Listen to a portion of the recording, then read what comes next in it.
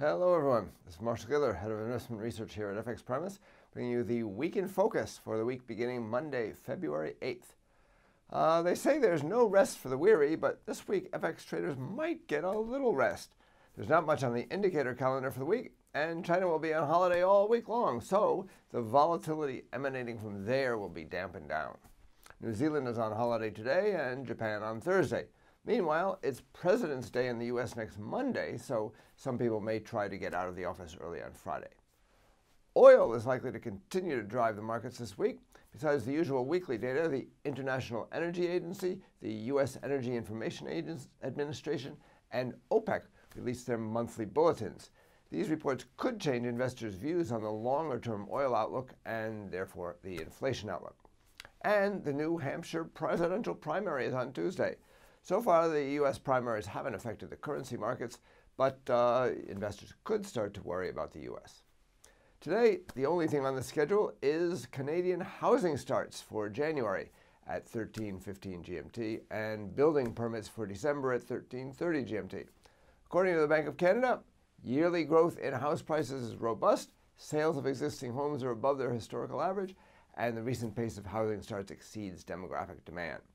They expect the housing market to slow despite low interest rates. I'm not sure how market affecting this one is going to be.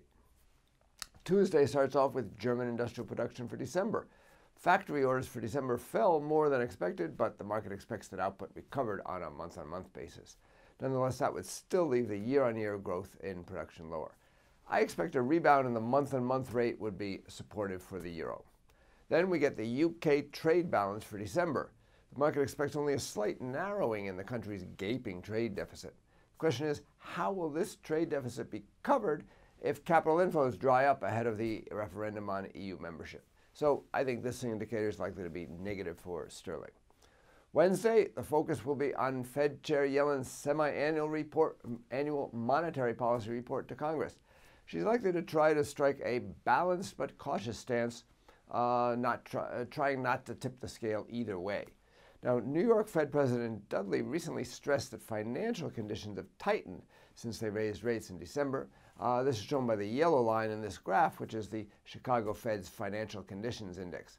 Yellen may address this point, perhaps to explain in advance why they aren't going to hike rates in March. The market will also want to hear reviews on how oil prices will affect the Fed's inflation outlook. Yellen appears before the House on Wednesday and the Senate on Thursday. The World Gold Council publishes its report on bullion demand in 2016 on Thursday. And on Friday, we get German and EU fourth quarter GDP and U.S. retail sales for January. December's retail sales figure was weaker than expected, and there were some quite serious snowstorms in January that might have interrupted people's shopping, or perhaps it made them go out and buy some new gloves. The market expects some recovery in core retail sales, which is sales excluding autos and petrol stations. That would probably be positive for the dollar. We also get the University of Michigan Consumer Sentiment Index. This is Marshall Gittler, Head of Investment Research at FXPRIMUS.